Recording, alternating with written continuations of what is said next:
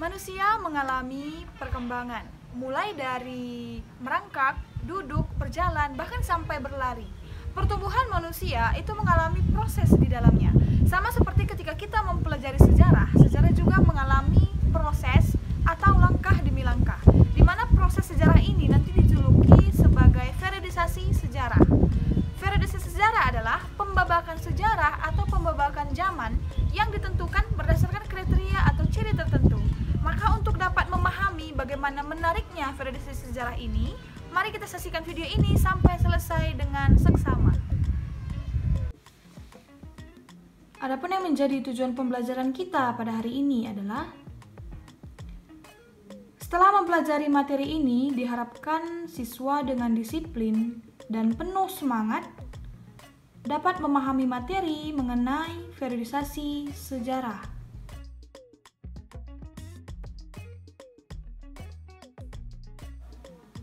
Periodisasi berasal dari bahasa Yunani, yaitu periode yang berarti babak atau masa atau pula zaman. Jadi periodisasi dalam sejarah itu adalah masa pembabakan sejarah. Artinya, sejarah tidak langsung dituliskan secara berurutan, tapi dibabakkan atau digabungkan dalam beberapa bagian yang dikenal sebagai pembabakan sejarah. Atau secara singkatnya, periodisasi adalah pengelompokan peristiwa-peristiwa sejarah ke dalam suatu babak, masa, zaman, atau periode tertentu. Nah, dengan demikian, kita harus menentukan terlebih dahulu dasar pembagian periodisasi tersebut sebelum mulai membuatnya.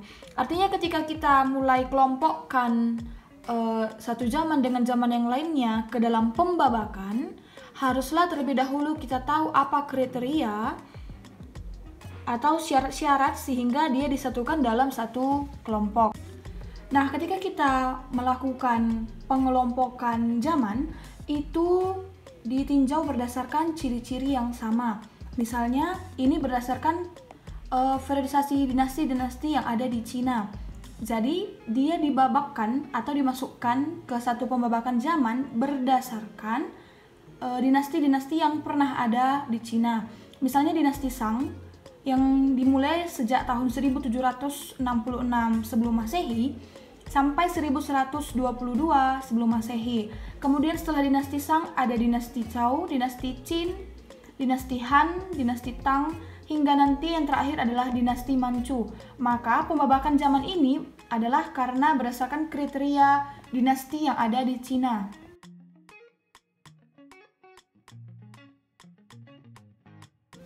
Contoh periodisasi masa praaksara dan masa aksara itu ditandai setelah dikenalnya tulisan oleh manusia. Periodisasi zaman geologi ini periodisasi berdasarkan lapisan kulit bumi atau pembabakan zaman berdasarkan lapisan kulit bumi. Nanti di semester 2 kita akan pelajari yang namanya zaman manusia praaksara berdasarkan geologi dan berdasarkan arkeologi.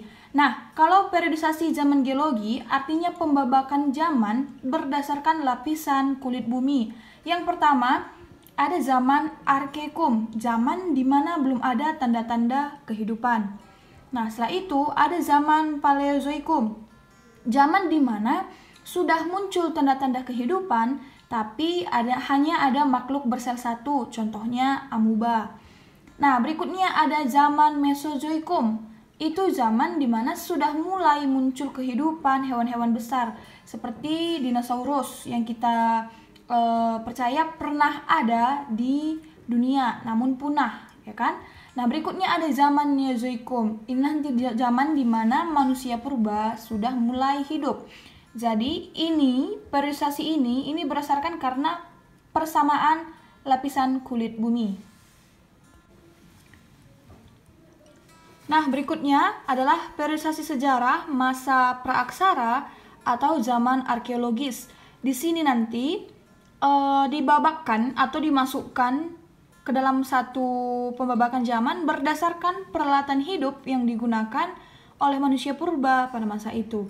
Yang pertama ada zaman Paleolitikum, di mana zaman Paleolitikum sering pula dijuluki sebagai zaman batu tua. Nah, selanjutnya ada zaman Mesolitikum, adalah zaman batu tengah. Berikutnya ada zaman Neolitikum, adalah zaman batu muda, ya. Dan yang terakhir ada zaman Megalitikum. Nah, keempat zaman ini kenapa bisa disatukan ke dalam satu periodisasi? Karena sama-sama merupakan zaman yang dimana manusia purba itu menggunakan peralatan hidup sehari-hari. Jadi, ciri-cirinya hampir sama semua, menggunakan peralatan hidup. Ada yang dari batu, ada yang dari logam, dari perunggu. Nah, itu dia kalau periodisasi sejarah masa praksara, khususnya zaman arkeologis. Kalau pembagian zaman berdasarkan zaman masa Hindu, Buddha, dan juga masa Islam, itu ditandai dengan atau dibagi berdasarkan pengaruh kebudayaannya. Jadi, periodisasi zaman Hindu-Buddha dan juga zaman Islam itu berdasarkan pengaruh kebudayaannya. Lebih spesifiknya adalah pembagian berdasarkan kerajaan-kerajaan, nama kerajaan tertua sampai kerajaan yang terakhir di Hindu-Buddha. Begitu juga dengan kerajaan yang pertama sampai kerajaan terakhir di kebudayaan Islam. Contoh kalau di zaman Hindu-Buddha, kalau kerajaan Hindu tertua, kerajaan Kutai misalnya. Kemudian kerajaan yang terakhir itu kerajaan Majapahit. Periodisasi sejarah Indonesia. Nah, ini periodisasi berdasarkan peristiwa yang terjadi di Indonesia. Dimulai dari masa prasejarah, itu ditandai ketika manusia purba bermigrasi ke Nusantara, sampai ketika Nusantara mulai mengenal tulisan, kira-kira tahun 4000 Masehi. Nah, setelah masa prasejarah, Indonesia memasuki zaman masa Hindu-Buddha. Dimulai ketika pengaruh kebudayaan India mulai masuk ke Nusantara. Lebih kurang 400 Masehi, maksud ibu lebih kurang tahun 400 Masehi, hingga runtuhnya kerajaan Majapahit pada abad yang ke-15. Jadi ini tadi kerajaan terakhir yang bercorak Hindu adalah kerajaan Majapahit di abad ke-15. Nah, ketika kerajaan Majapahit runtuh, maka masa Hindu-Buddha di Indonesia sudah berakhir. Dan Indonesia masuk ke zaman berikutnya adalah zaman masa Islam. Itu dimulai pada abad yang ke-13. Jadi sebelum masa Hindu-Buddha berakhir di abad 15, sebenarnya agama Islam sudah mulai disebarkan ke Indonesia, tapi belum memiliki pengaruh yang cukup kuat karena masih ada agama Hindu masa itu. Nah, dan walaupun sebenarnya agama Islam sudah masuk ke Indonesia abad ke-7, tapi puncak penyebarannya secara besar-besaran dilakukan pada abad ke-13. Dan hal itu sampai ketika bangsa Eropa berdatangan ke Nusantara pada abad yang ke-16. Nah, ketika masa Islam sebenarnya masa Islam di sini belum berakhir karena sampai saat ini juga mayoritas penduduk Indonesia menganut agama Islam. Namun, pembabakan sejarah khususnya masa Islam dihitung hanya sampai ke abad yang ke-16. Nah, setelah abad ke-16, maka Indonesia memasuki wilayah masa kolonialisme barat.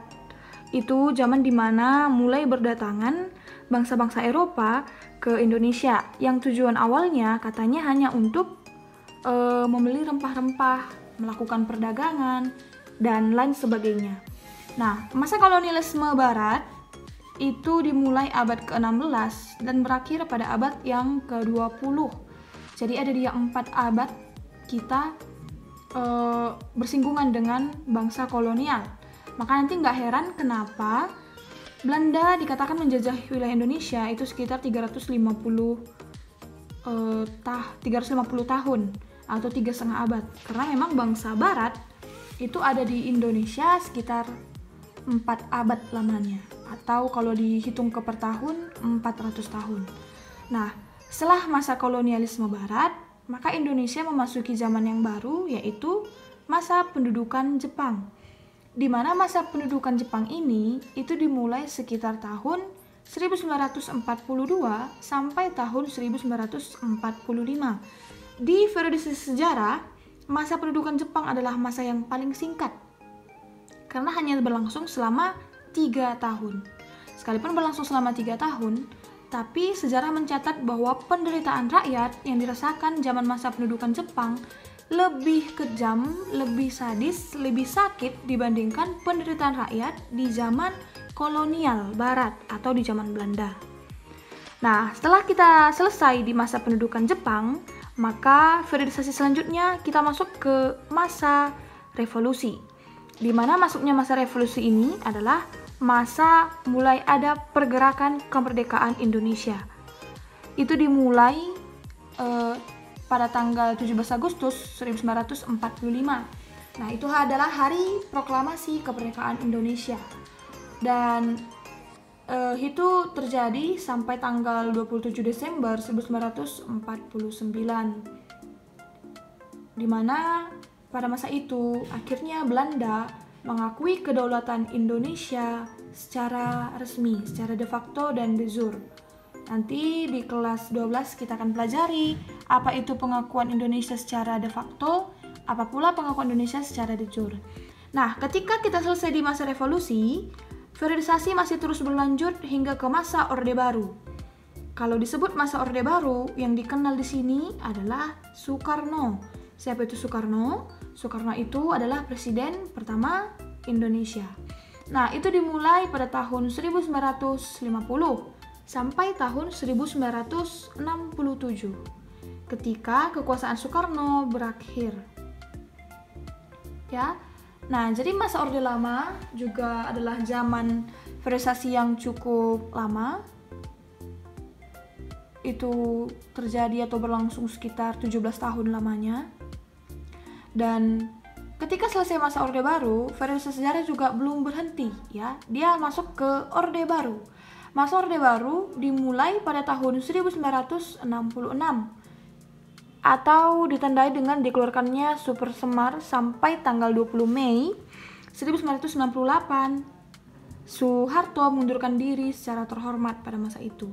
Jadi, kalau masa Orde Lama tadi yang dikenal di sini tokohnya adalah Soekarno, maka masa Orde Baru adalah Soeharto. Siapa Soeharto? Soeharto itu adalah presiden Indonesia yang kedua. Nah, apakah periodisasi sejarah berhenti sampai di sini? Belum, ya. Periodisasi sejarah masih berlanjut hingga sampai ke zaman yang terakhir, yaitu masa reformasi. Di mana masa reformasi dimulai pada tahun 1998 dan itu berlangsung sampai sekarang.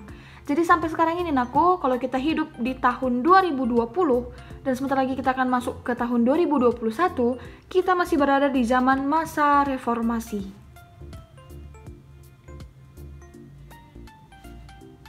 Ini ya, kita masih berada di masa reformasi.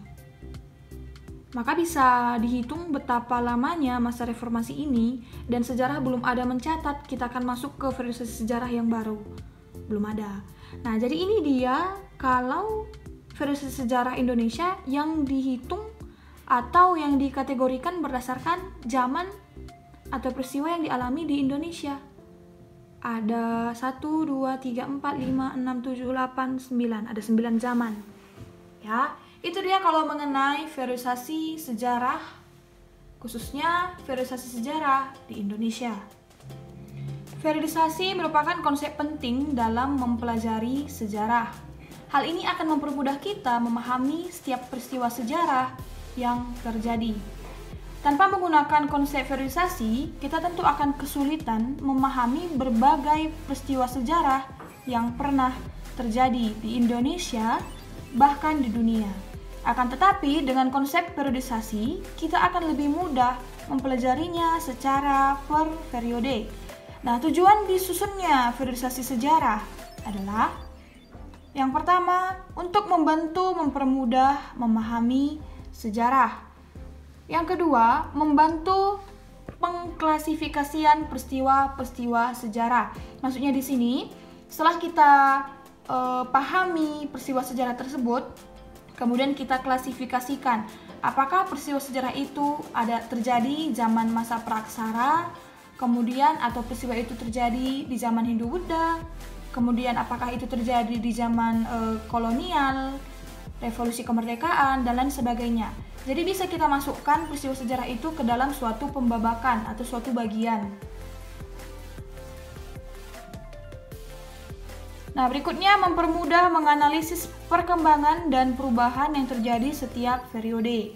Jadi kegunaan periodisasi itu selain supaya kita mudah membabakkan satu peristiwa ke dalam satu bagian, kegunaannya adalah mempermudah menganalisis perkembangan. Jadi nanti dari periodisasi itu bisa kita lihat, misalnya di zaman periodisasi praaksara, bisa kita lihat bagaimana ciri-cirinya, di mana manusia purba yang hidup saat itu masih menggunakan peralatan yang sederhana. Kemudian mereka masih hidup berkelompok dan mereka masih mengenal sistem kepercayaan tapi bukan agama. Nah, ketika masuk ke zaman berikutnya, yaitu zaman Hindu-Buddha, sudah ada yang namanya agama Hindu-Buddha saat itu. Kemudian mereka hidup sudah menetap dan mengenal yang namanya sistem pemerintahan, yaitu sistem kerajaan. Kemudian juga sudah ada yang namanya pemimpin tertinggi, yaitu raja, dan masyarakat setempat dijuluki sebagai penduduk. Nah, jadi jelas terlihat perbedaannya. Dan ketika kita masuk ke zaman reformasi, misalnya di hidup kita yang era abad 21 ini, kita bisa lihat bagaimana keadaan saat ini, pemerintahan kita, presiden, kemudian juga saat ini kita masih mengenal yang namanya kepercayaan, di mana kepercayaan juga sudah tambah lagi. Dari yang sebelumnya di agama Hindu hanya 1, sekarang sudah ada 5, dan lain sebagainya. Jadi tentu mempermudah kita menganalisis perkembangan dan perubahan yang terjadi di setiap periode yang ada. Nah, demikian tadi materi pembelajaran kita mengenai periodisasi sejarah, dan Ibu harapkan sekali agar anak-anak kami dapat menambah pengetahuannya ketika mempelajari mengenai periodisasi sejarah ini. Dan tetap sehat, tetap kuat, dan tetap rajin untuk mengerjakan tugas sampai selesai. Dan salam SFD, semangat, fraternitas, Dina.